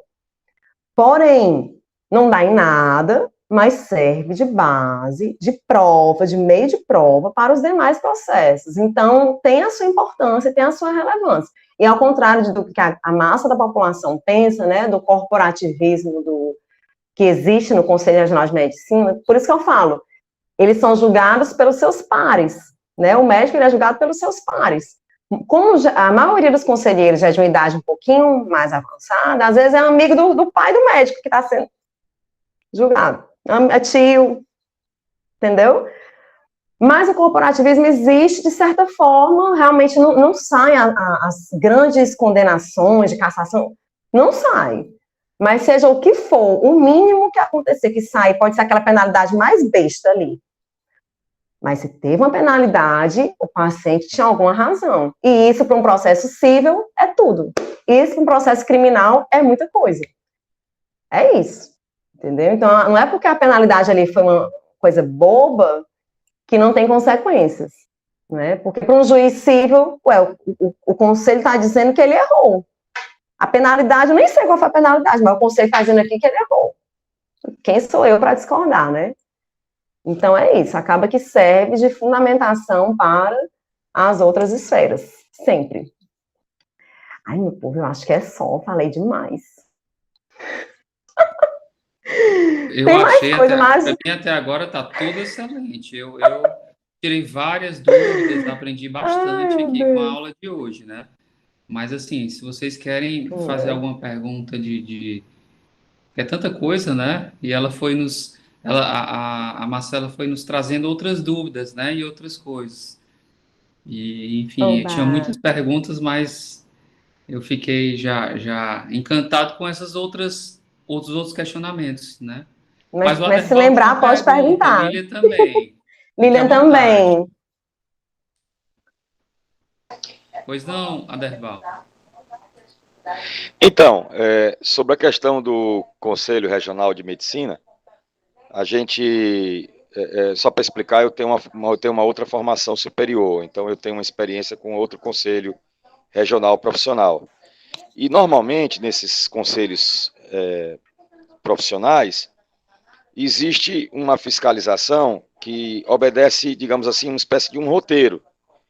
Por exemplo, o camarada está fazendo uma obra e essa obra tem um responsável, ele registrou a responsabilidade específica sobre a obra que ele a princípio está conduzindo, ele afixou e deu publicidade àquela obra do ponto de vista dos devidos certificados e licenciamentos que porventura ele tem associado à obra, e se porventura ele não é regulamentado profissionalmente e nem mesmo, eventualmente, aquele que o contrata também tem a regulamentação, porque às vezes é uma construtora, às vezes pode ser uma empresa qualquer.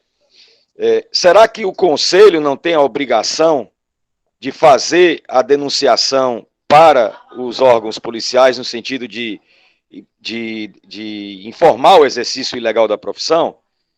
Eu acredito que no caso da esfera médica, se você encontra, por exemplo, alguém que se pronuncia como médico sem selo, então ele, na verdade, não é vinculado ao CRM, mas ele exerce, assim, de forma falseada, uma profissão que ele não está habilitado.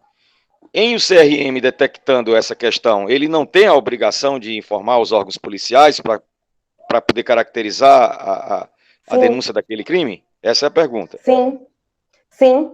O conselho, ele também atua dessa forma que você falou. Agora que eu estou entendendo, você estava falando naquele negócio do Lexotan, né, que o Felipe comentou.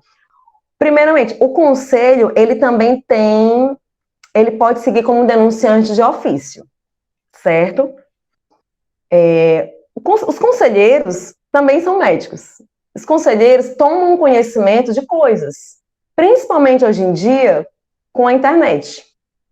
Então, existe a sindicância de ofício dentro do conselho, certo? Eu não preciso ter uma figura física de um denunciante para dar início a uma sindicância. O conselho abre sindicâncias dentro dele de ofício. Primeira coisa que a gente tem que falar, e já agradeço porque você me lembrou de dizer isso que eu não tinha dito. Ainda tem muitas sindicâncias que acontece, sabe o que? Muitas vezes, gente, o paciente lá não é Maria da Penha, então o povo pode desistir. O paciente chega, faz a denúncia no conselho, é aberta a sindicância, só um parênteses, mas já eu falo o que a Derbal estava falando. É aberta a sindicância no conselho, aí o paciente vai, paralelamente, conversar com o médico e resolve fazer um acordo com o médico. Aí ele faz um acordo. O médico pode dar dinheiro, o médico pode fazer uma nova cirurgia, o médico pode fornecer um monte de medicamento que ele teria que ir atrás sozinho. E o pessoal, quando é muito humilde, gente, isso aí é paciente de todo canto, né? Do interior do estado, rede SUS e tudo. Por qualquer coisinha, então tá, o doutor me dá isso aí, que eu retiro a denúncia no conselho. Ele vai lá e retira a denúncia. Mas o conselho pode muito bem se negar, pode arquivar, pode. Pode arquivar, pode chamar o médico a assinar um termo de... Como é que fala o termo? Ai, gente, me faltam as palavras. Quando ele concorda, enfim, o médico vai, assina um termo concordando e nunca mais cometer aquela mesma conduta, e em cometendo novamente na reincidência, sujeito a novo processo, um termo de concordânciazinho. E a denúncia é arquivada. Mas muitas vezes o conselho não aceita o arquivamento, quando entende que é uma coisa realmente grave. E o conselho pode continuar com essa sindicância, mesmo o denunciante tendo desistido, o conselho pode continuar de ofício, tá? Então, só o que tem é sindicância de ofício. E, paralelamente a isso, o conselho também pode denunciar. Aqui no Ceará, Fortaleza e Ceará, o nosso conselho faz altas denúncias para o Ministério Público, por exemplo, certo? Para a Procuradoria da Saúde do Ministério Público. Então, o conselho também pode ser denunciante. Agora, para onde ele vai denunciar, aí depende do caso concreto, né? Mas a gente tem, sim, procedimentos abertos, por exemplo, na Promotoria da Saúde Pública do Ministério Público, onde o caso foi levado pelo Conselho Regional de Medicina. Certo? Respondi? Ok. A Lilian. Olá, boa tarde. Marcela, é um Oi, prazer boa tê-la. tarde. Também, prazer. Com muita segurança e com paixão, né, dessa Eu matéria. A gente gosto. percebe que poderia ficar horas aqui falando e sempre vão surgindo as dúvidas, que realmente é um assunto que está no nosso dia a dia, né? Mas, até falando em questão de dia, eu estava conversando com algumas amigas que estão fazendo muito aqueles procedimentos de congelamento de óvulos, de inseminação, né, artificial e tal. E aí eu fico vendo algumas que já fizeram 3 tentativas, 4 tentativas. Nesse caso do médico que trabalha com esse tipo dessa área da saúde, né, da genética, é obrigação só de meio mesmo, porque assim, a pessoa ficou muito vulnerável, tem como saber se de fato ele fez a coisa certa, porque o paciente ele não sabe, é um leigo, né? E assim, é dinheiro demais, cada procedimento daquele é um caríssimo. desgaste físico, um desgaste psicológico, e eu fico pensando, será que ele não tem uma responsabilidade de nada, assim, porque ele não pode garantir que vai dar certo, né? Enfim, qual a proteção que o paciente tem nesses casos? Que eu fico pensando, se tem um colega que está comentando, já tem um Pois papo, pensando, gente, como é isso? Assim, será que está fazendo certo mesmo? Não sei como saber, né? Enfim, essa parte da genética, né, tem sido, eu acho que é a parte mais nova, Lilian, que a gente tem na medicina, pelo menos aqui no Ceará. De um ano para cá, surgiram não sei quantas clínicas de inseminação, onde 90 e tantos % dos técnicos, eles não são médicos, você pode olhar, na página mesmo dessas clínicas, a gente pode ver o perfil de cada pessoa, são biomédicos, para começo de história. Então, elas têm como se fosse um hospital, tem um médico, que é como se fosse o diretor técnico, né, que realmente deve guiar o procedimento, mas os técnicos, eles são biomédicos, na grande maioria, já parte daí. Concordo com você, é uma área que ainda está muito desprotegida, mas ela não é entendida ainda como responsabilidade, aliás, como obrigação de resultado, tal qual na cirurgia plástica. Porque a cirurgia plástica foi um entendimento já mesmo pacificado, né? A gente tem um entendimento pacificado. Essa questão da genética, o que eu posso dizer? Que daqui a alguns anos, eu também aposto minhas fichas, algo vai ter que ser regulamentado de uma forma mais direta e específica, porque não tem, porque é uma área nova, é o que a gente estava falando, né? O direito, ele tinha que acompanhar a evolução da sociedade, mas muitas vezes o direito é lento. Então, para essa parte da genética, eu ainda vejo uma brecha, porque não tem uma legislação, tem a parte específica relacionada à biomédica, inclusive em projetos de mudança no Congresso, por exemplo, a quantidade máxima de óvulos, que acho que são 5, estão querendo diminuir para 4, 4, estão querendo diminuir para 3, estão querendo fazer essa limitação, mas é a parte da biomédica, não é a parte do procedimento da inseminação, né? É com relação à parte da proteção de óvulos, que envolve também a parte de planejamento familiar, essa mudança vai ser na lei também do planejamento familiar, então não tem a ver com a conduta de inseminação do médico que você está me dizendo, e que é real, que as mães, as futuras mães, né, fazem 3, 4 tentativas. Gente, cada tentativa dessa é um carro nem tão popular. Então, 3, 4 tentativas é um apartamento. Eu já fiz esse cálculo há pouco tempo, inclusive. Mas não tem previsão específica. Não tem, entendeu? É uma brecha. O que é que eu tenho certeza? Que vai acontecer um monte de judicialização, porque a quantidade de clínicas está aumentando. É como tudo é a mesma coisa. Primeiro aumenta a quantidade de clínica, aumenta a quantidade de profissional, aumenta a quantidade de profissional não qualificado para poder atender a demanda. Vai ser igual os odontólogos, igual todos, os dermatos. Aumenta a quantidade de profissional não qualificado para atender a demanda, o serviço vai cair e vai começar a judicialização. Quando começar a judicialização disso, que vai ter daqui a pouco tempo, aí vão ter que sentar e decidir a respeito, assim como foi feito com o cirurgião plástico. Tiveram que sentar e entender, olha, aqui no caso o paciente, ele não chega com nenhum, como eu estava falando, ele não chega com risco. O paciente está saudável, quem leva o risco é o profissional. Então a atividade dele é do risco. Então ele vai responder objetivamente. E a obrigação dele vai ser de resultado. Então teve que se fazer essa sentada, né? E a sentada do judiciário para decidir. Isso daí vai acontecer, mas ainda não aconteceu. Entendeu?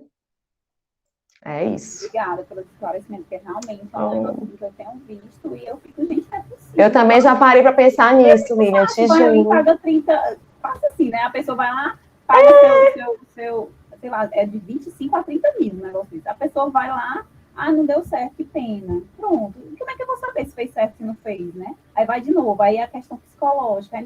E é dinheiro, não só a questão financeira, é tudo que envolve, né? Enfim. E isso, se você topar com um profissional não tão ético, se eu topar com um profissional não tão ético, que entender que se ele acertar na primeira, ele ganha menos do que se acertar na quarta tentativa, é muito complicado. Aí tudo tem muitos lados, né? É claro que a gente lida com a ideia do profissional que é ético, qualificado, e tal, que ele vai ter feito esclarecimento para a paciente, ela vai ter assinado um termo livre esclarecido com 10 dias de antecedência, se Deus quiser. Mas, na realidade, na prática, a gente sabe que sempre vai ter a situação problemática, né? Sempre a gente vai topar com ela. Mas é isso, ainda não tem definições a respeito da parte do procedimento, né? O que já tem é sobre a conservação dos ovos, quantidade de ovos, tudo isso já está legislado. Tempo que pode ser guardado os óvulos, mas não sobre o sucesso, o resultado do procedimento. Entendeu? É isto. Pessoal, a Marcela já está falando aqui há 2 horas, né? Já estou até com vergonha de tanto explorá-la, né? Não, Vocês querem fazer adoro. mais alguma pergunta específica? Alguma coisa aqui também. Enfim. Posso falar ainda, sabe o quê? Gente, que eu falo muito, ainda tenho aqui uns 9 minutos. Sobre as indenizações. Que Ótimo. para matar aqui o assunto, né? A parte que é na responsabilidade civil, lá, a pecuniária, né? O Brasil, né, gente, assim, adora copiar os Estados Unidos, nem tudo. A gente adora copiar os americanos. Tudo que não presta, a gente quer copiar os americanos. Mas, graças a Deus, a gente tem um judiciário que às vezes não presta muito, mas às vezes presta. E nessa parte de indenizações por erro médico, o nosso judiciário, ele é muito, muito malvado às vezes, mas ele acerta às vezes também. Porque aqui no Brasil, a indústria do dano moral, ela não pegou da forma como pegou nos Estados Unidos, né? Se explica. Aqui no Brasil, o número das demandas multiplica, né? Está em progressão geométrica, quase. Mas o valor das indenizações, o povo pode morrer. Pode morrer. É óbito, é tudo que você imaginar. Mas o valor das indenizações tem sido freado constantemente até hoje pelo nosso poder judiciário. Isso é ruim para as vítimas? É. Isso é ruim para muita gente? É. Mas isso faz, no meu ponto de vista, tudo ainda funcionar. Porque as coisas ainda estão funcionando, né? Porque se aqui chegar a ser, como já está nos Estados Unidos, com a indústria que se tem lá, né, das indenizações milionárias, eu não sei como que funcionaria aqui, tá entendendo? Bem, aqui o que a gente tem? Tudo a gente sabe que no dano moral, né, e tal, tem o binômio necessidade, possibilidade, necessidade de quem pede, possibilidade de quem vai pagar. Tem um binômio de reparação, punição, porque tem que reparar a parte que está pedindo e também tem que punir a parte que está sendo condenada. Então, todo esse balizamento a gente sabe que é feito, proporcionalidade, razoabilidade, todos os princípios, mas o fato é que aqui, a grande esmagadora da maioria das indenizações não ultrapassa 30 mil reais. Isso é muito pouco, muitas vezes? É muito pouco. Né? Isso é muito pouco. Então, só que tem a ação que o pessoal pede 2 milhões e leva 25 mil. Entende? Por quê? Porque o judiciário da gente se empenha nessa missão de controlar, para que não se consolide, né? Porque já tem a tentativa da indústria, mas para que não se consolide a indústria aqui do dano moral, como a gente já viu assim, em outros países. E é porque aqui também não está consolidada a questão das seguradoras, porque, paralelo a tudo isso, a gente tem uma indústria de seguradoras. Gente, é muito complexo. Que lá nos Estados Unidos, a gente sabe que as indenizações são milionárias, porque os profissionais têm suas seguradoras, então eles não estão nem aí, né? O juiz também está nem aí, quem vai pagar não é o médico, é a seguradora. Para que eu vou? Se fosse um médico, eu, o juiz, condenaria em 20 mil, 30 mil, 40 mil. Como é a seguradora, vamos botar 200 mil, ela pode pagar. O raciocínio é esse. Aqui já temos seguradoras. Todos os médicos têm seguradoras. Apesar de ter os advogados, eles também têm seguradoras. Mas mesmo com a atuação das seguradoras, o nosso judiciário ainda está fazendo esse controle, né? É um controle que é feito o tempo todo, para que não fique tão banalizado assim o enriquecimento ilícito, para que não fique tão banalizado assim você ir na justiça, né? E, enfim, com intenções não tão boas assim, né? Que a gente sabe que existe, sempre tem gente do bem e do mal dos dois lados, de todos os lados, inclusive dos hipossuficientes, inclusive dos médicos e tudo. Mas é isso. Era isso que eu queria lembrar também, essa parte do balizamento que ainda é feito pelo judiciário aqui com a gente. Inclusive, tabelinha e tudo, né, da STF. Inclusive, às vezes, vocês prestem bem atenção, quem for advogar nessa área, né? A questão do valor da causa, né? Porque até os honorários aí podem ter valores maiores que a indenização. Se você pegar uma ação que envolve o TI, né? O TI, o valor da causa vai lá para cima, que é o custo de todo o procedimento, etc, etc, etc. São causas que vão ter valor de 200 mil, 300, 200 e poucos mil. Então, aí o juiz dá 10 mil reais de danos morais, só que condena em 15% o valor da causa, acaba... Eu não estou desmerecendo o valor do advogado, de modo algum, né? Acho que é o correto. Mas é verdade. Ainda não me aconteceu essa bênção, mas eu sei que ela existe. Ela existe, é possível. Enfim. Pois, pessoal, Marcelo, eu queria lhe agradecer muito pela aula. Eu que agradeço. Foi excelente. Na verdade, eu queria até pedir desculpa por chegar assim, ei, Marcela, vem dar uma aula, do nada, assim, para que vocês tenham noção, né? Redes sociais. Não é a primeira, nem a segunda, nem a terceira, nem a quarta pessoa, fora vocês, alunos, né? Que eu falo, que eu tenho um contato por rede social, mas eu nunca vi pessoalmente. Marcela é uma, que eu nunca vi, né? Verdade. E falei, oi, tudo bem? Você poderia dar uma aula e tal, né? Com todo aqui Interessante, aluno, né? Modernidade, Felipe. Fico bem feliz, tá certo? E, enfim, a Que aula vai ser bom. gravada. Eu vou encerrar aqui para disponibilizar o link. Só um segundo.